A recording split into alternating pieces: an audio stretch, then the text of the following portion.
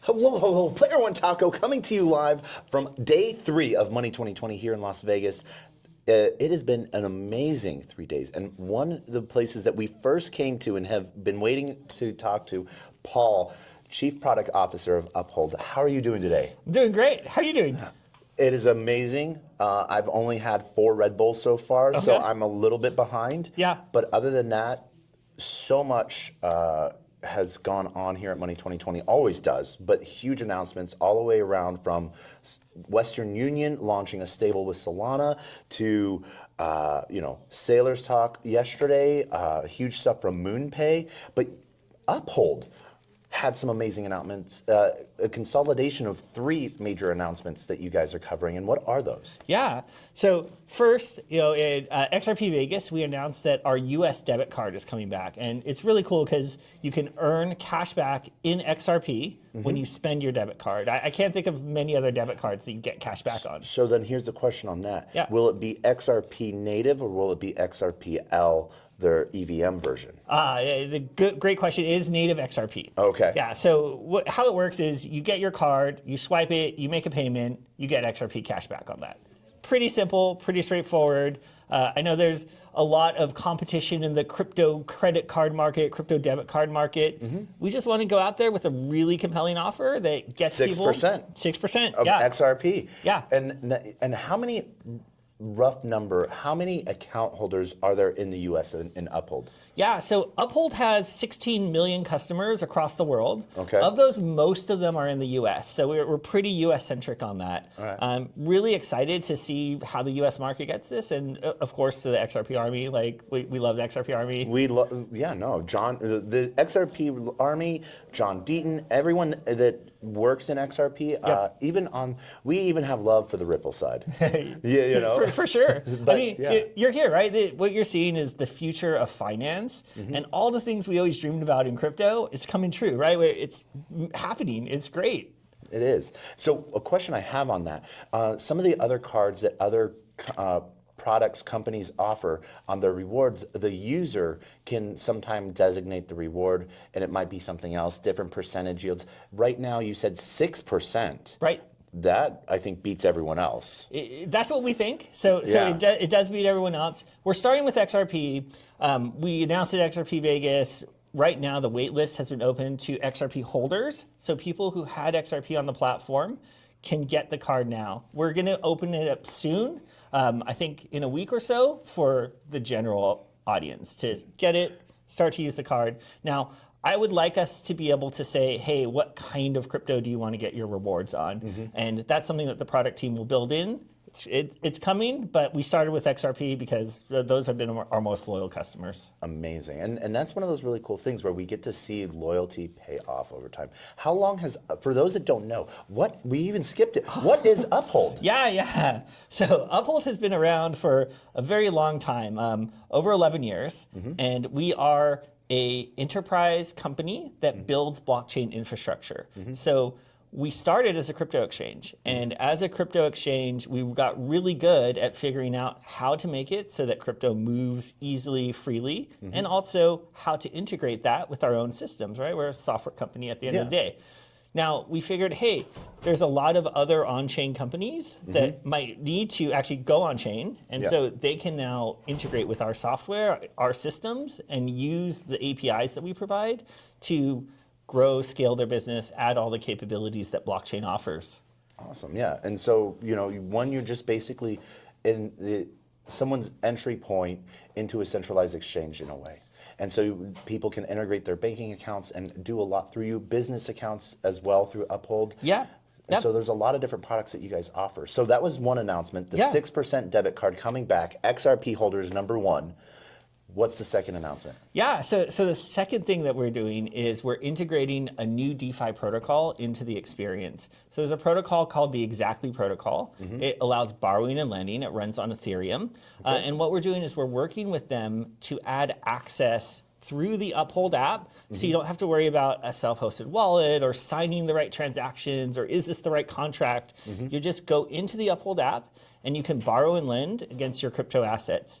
And one of the most exciting things is that the assets that we're going to allow, of course, the Bitcoin and the Ethereum that most people are, but XRP, again, something that you're going to be able to borrow and lend against. Amazing. And so you're going to be looking at different assets that have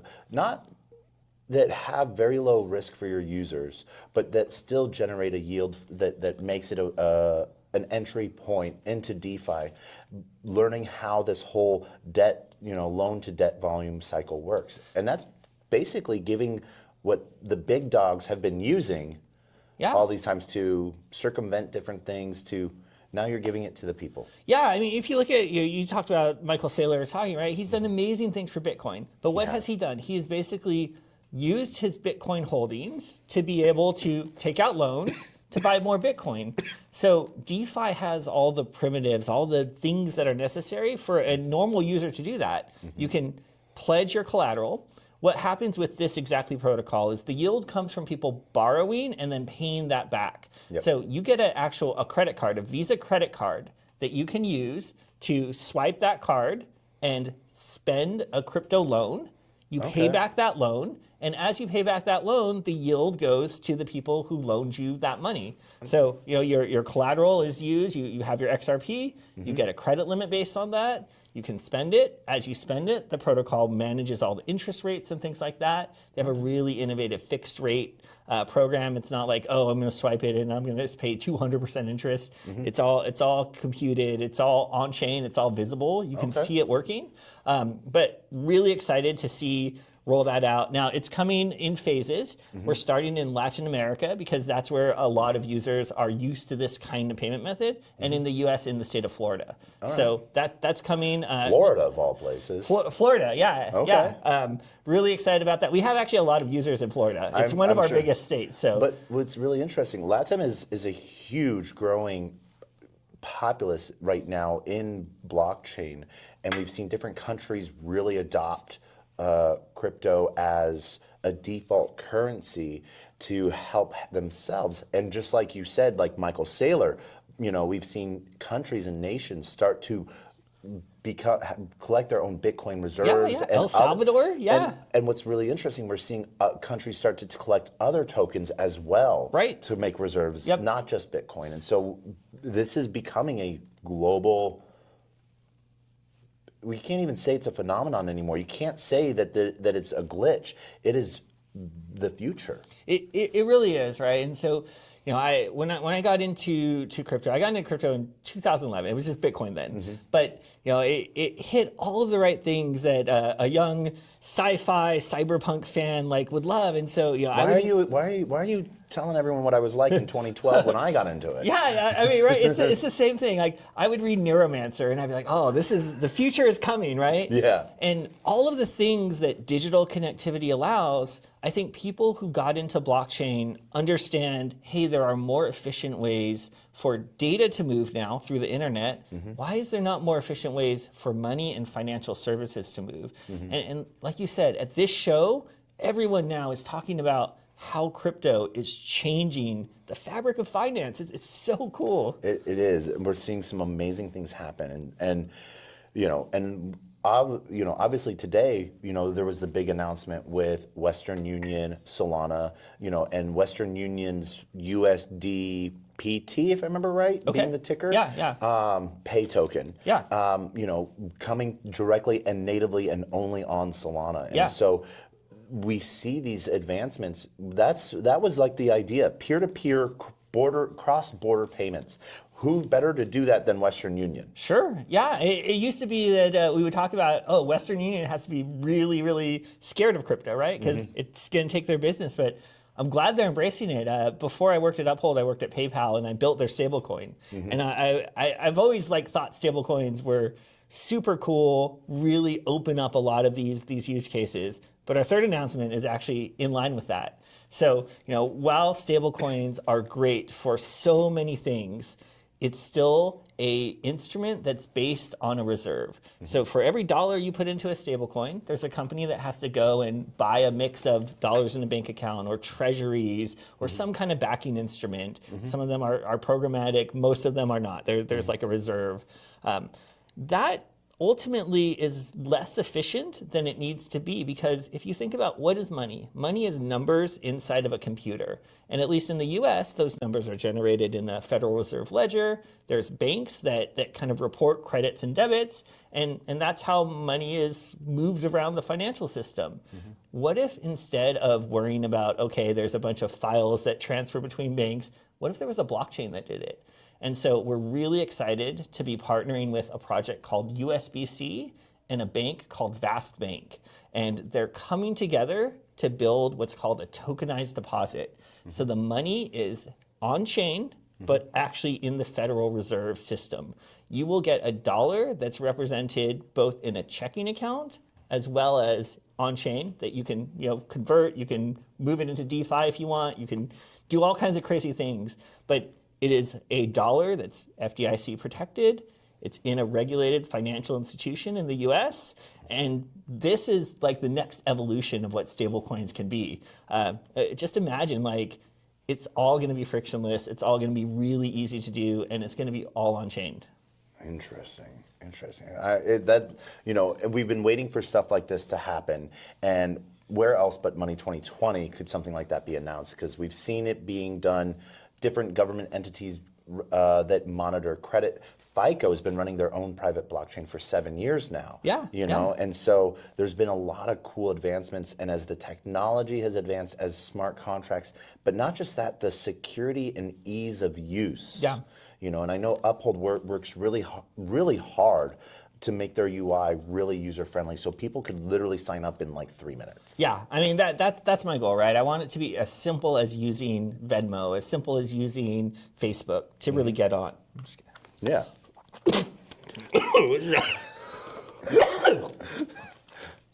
Sorry about that. That's all right. My throat was all dry. Anyway. Yeah. We're in Vegas. It's the drive. It's a desert, right? Yeah. Yeah, so I want it to be super simple to get on board. Now, as a crypto exchange, we have to be secure, right? So we have KYC. We're a regulated US company. We have to go through, make sure you are who you say you are. But once you're in, you get access to all kinds of capabilities. Yeah. Not just trading. You get bank accounts. You get direct deposit. We also have a direct deposit cashback program going on now. You get the debit card, and you get high yield savings. All right.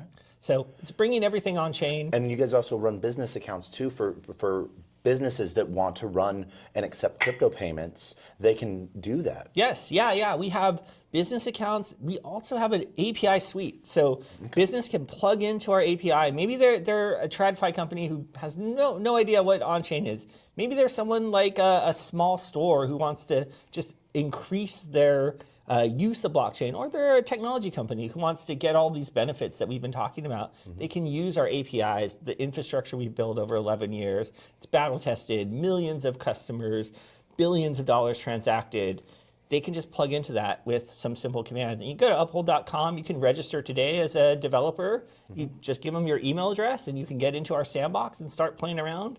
I'm super psyched to see what people build. Do you guys participate in hackathons as well and like support those? Yeah, we do. So, we have engineering teams mostly in Europe right now, but they do a lot of hackathons out there. We'll try to get more hackathons in the US and all around the world. Amazing. So I don't know if this might be in your wheelhouse or not, but two big things I want to cover that we've seen. One, obviously AI is everywhere.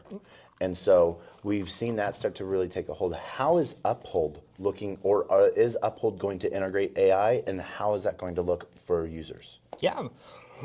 Excuse me. Yeah. Yeah, so I love AI. I use AI every day. And I think AI has a lot of fascinating things that it can enable. So first of all, we use AI extensively in risk monitoring. Like any financial services company, risk is the most important thing to manage. Yep. So we can use AI to help with that. Secondly, we can also use the data that we have to make better AIs and allow our users to get access to that. So we launched a little bit earlier a Discord server. You can go join our Discord server, and there's an AI agent there that you can talk to, and you can ask it about market sentiment, things like that. Now, I can't give you financial advice. It's not a registered investment professional, but you can ask it, hey, what are the Bollinger Bands that I should look for in Bitcoin? Or what are the comparisons between Caspa and Solana, and how do those things kind of relate? What would I think about if I'm evaluating these assets? And it uses all the data that we have as Uphold to give you an answer. So it helps you just analyze it, look at your positions, think about, hey, what do I want exposure to for these different tokens? And then you can choose if you want to allocate that, to use that advice or not. But it just helps you understand things. So we're really democratizing access to information, and we're making it easy through AI to get that. And then the last thing that AI is doing is it's really making it so much more efficient and so much faster to build things. You can go on Claude Code and build a prototype of your app like overnight, instantly. Our APIs are now designed to think about what is an AI agent going to make of our documentation and using this. So we want to plug into that. We want to make it easy to train your models, train your AIs on our system, and then use that to actually build your on-chain infrastructure or on-chain apps through our infrastructure. Amazing. And so that rolls right into my next question. We're starting to see, I've been talking about it for about the last 4 months, and now all of a sudden it's X402 is starting to make a big headway. The news, I don't even know what triggered it. Is it if it just was like an amalgamation of information on it, finally for it to take off. But, internet protocol layer agent processing and confirmation, messaging on-chain, proof of payments. Super exciting. I give a lot of credit to Coinbase, who really put a lot of resources, and maybe actually just a few people at Coinbase even, really went deep on making this a reality. And now it's a standard across all kinds of, Cloudflare is doing things on X402, right? It's really growing, and we're seeing this foundational layer of commerce built into HTTP traffic, which exactly what X402 was designed to do. But now we have the mechanisms through payments on chain to actually make that happen. And so you should start to see a lot more content creators being able to do content as a full-time job and be creators as a full-time job and get paid for it. Yeah, and so one of the pieces that can even happen in that is if an agent is indexing that information, it can request payment to access that content and to index it. Certainly. And so it's one of those really cool things that, there's, like you said, content creators right now are seeing a huge flow of their data being used to create new content. And so Excuse me. This is one of those things to where they want their content out there, but they also get to earn from it as well, even in more ways than one. Yeah, and I think if you couple this with where AI models are going, you can use your content to train a model. And what if you got a credit every time somebody used your content and you generated a new stable diffusion image that was in your style, you got some kind of royalty. You can do that with NFTs, but now you can also do that on-chain through these payment protocols. Very, very cool. And we've also seen that what I love is the monetization of agents, of build a really good agent, and there's marketplaces that have been set up to where as this agent ecosystem builds. I know Morpheus, shout out to Morpheus, has done a really awesome job at looking at monetizing agents. So where there's a super agent that is one agent that works on behalf of one individual, and we see other protocols as well build this out with Wayfinder as well, where agents are doing trades on their behalf. Yeah. And so this has been a really cool thing to see. This is just the next iteration of it. It really is. Again, I go back to Neuromancer, right? And you think through, you're like, oh wow, you have these AI agents that have some level of autonomy, that have access to financial tools. They have their own wallet. They have their own wallet, right? Yeah. And humans are still relatively in control of okay, they're not going to go across these parameters, they're not going to violate it. But it is so neat to see the state of the art advancing. Yeah, this is some of the really cool stuff that I really enjoy. Yeah. Has there been anything awesome that you have learned here at Money 2020 outside the Uphold ecosystem? I talked to people who have been coming to Money 2020 for a long time, and someone was saying last year, crypto was a bad word here. Nobody even mentioned crypto. Now it's everywhere. And just like every company became an internet company, every internet company is becoming a crypto company. So it's Yeah. really cool to see. And what's funny, now they're also all becoming AI companies too. Sure, but AI will underpin everything, right? And blockchain makes that like that proof of history. They tie together so perfectly. Exactly. So as we wrap this up, any last things you want to tell anyone that's watching? No, I mean, go to uphold.com. You can register, get an account if you don't have it, sign up for the Exactly protocol, for tokenized deposits, and for our debit card. Lots going on, lots happening in this space. Just keep building things. Awesome. Took the words right out of my mouth. Keep building things. We'll see you next time here at Money 2020.